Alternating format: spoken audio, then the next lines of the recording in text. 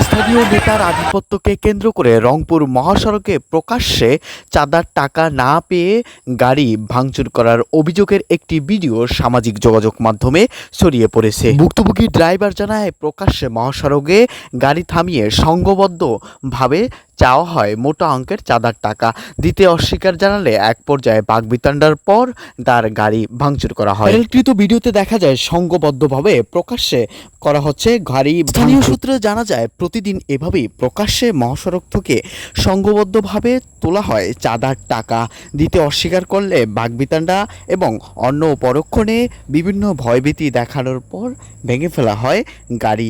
এমন নানা অভিযোগের বিষয় স্থানীয়রা তুলে ধরেছেন। তবে ভাইরালকৃত ভিডিওতে দেখা যায়, প্রকাশ্যে ড্রাইভারের সাথে সংঘবদ্ধভাবে চাওয়া হয় মোটা অঙ্কের চাঁদার টাকা। অপরদিকে ড্রাইভার গাড়ি থেকে নেমে আসার সাথে সাথেই ভেঙে ফেলা হয় সামনের গাড়ির গ্লাস। এছাড়াও সামনের লুকিং গ্লাস সহ ভেঙে ফেলা হয় অন্যান্য বিষয়।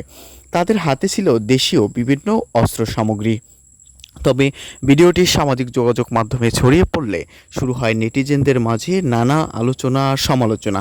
কেউ কেউ বলেন, শুধু রংপুর নয়, বাংলাদেশের নানা প্রান্তরে এভাবে প্রকাশ্যে বিভিন্ন নেতা এবং বিভিন্ন ধরনের তারা সংঘবদ্ধভাবে কখনো টোলের নামে আবার কখনো প্রকাশ্যে তোলে এই চাঁদার টাকা।